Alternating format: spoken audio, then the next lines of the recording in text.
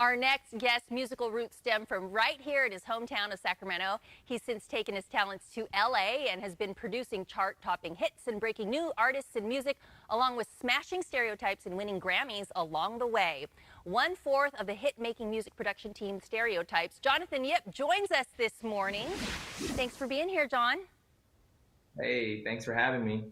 There's so much I want to share with our audience about your success, but let's start with a walk down memory lane and your Sac Town roots. Tell us about your background growing up here in the Cap City.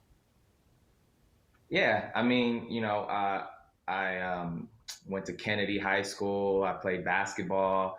Um, I started off rapping first, actually. I think that was more so because it was expensive to buy music equipment and everything, but just been in the scene for forever. All my friends would DJ, and we would just try to make as much music as we could. My friend's dad had a music equipment at his house, so we would go over there and we would make beats and rap, and and just at that time it was really just making little demo tapes.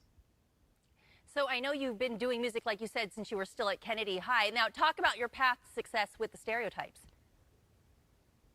So yeah, I mean, Stereotypes, we started in 2003, and at that time I was already living in LA, but my partner was in Sacramento still, and so I actually met him at Guitar Center. And so when I was my dentist was still in Sacramento, and it was right down the street from Guitar Center, I went up one time during to go get my teeth cleaned, and I went to Guitar Center afterwards and to buy something, and he overheard. At the time, I was working at Interscope Records as well, and so he was like, "Oh, I heard you work at Interscope.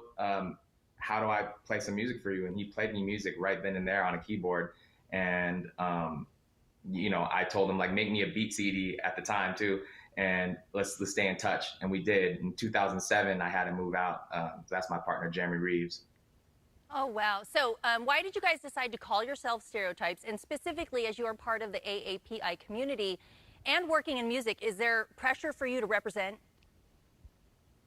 Yeah, so I mean, originally the Stereotypes name was really the types for your stereo, and that was kind of the wordplay thing. But as the makeup of our group started forming years later, it just became, we have an Asian guy, a white guy, black guy, Samoan guy, and so people kind of looked at us like a Benetton ad, and that was kind of and that was kind of cool at the time. Like, so we're missing a couple different nationalities, but for now we're representing the way we need to. Okay, and I want to talk about your Grammy wins, but first, I understand that locally here in Sacramento, you're starting a campaign because you want to have a fried rice dish at Harry's Cafe named after you. Yeah, it's been a few years since I've been there, but like when I would go there, I would go every time I go back to Sacramento, I would hit up Harry's Cafe on 16th, and I would talk to Harry. He might not even remember me, but he should now.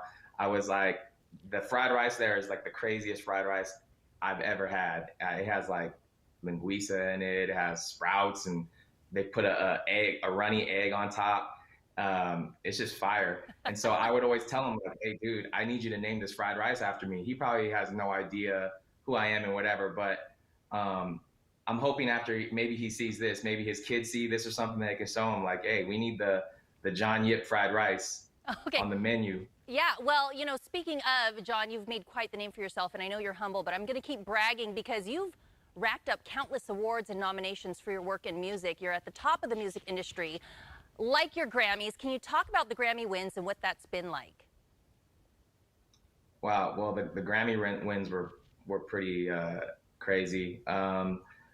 It was working with our friend Bruno, and we've known Bruno since 2006 maybe. And the crazy thing is, one of the early things that we did with him was with another Sacramento artist, a good friend of ours that I went to high school with, Bueno.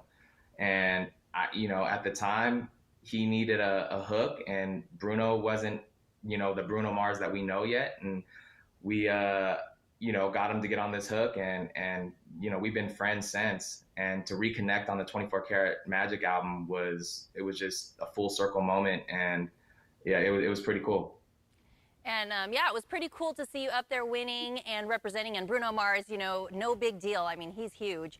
And you also have a local artist that you found and you're promoting, Destiny Rogers. We've had her on. She's that hometown girl from Lodi. How's her project going? Destiny Rogers, she's next. Everyone, please understand that this girl has it all.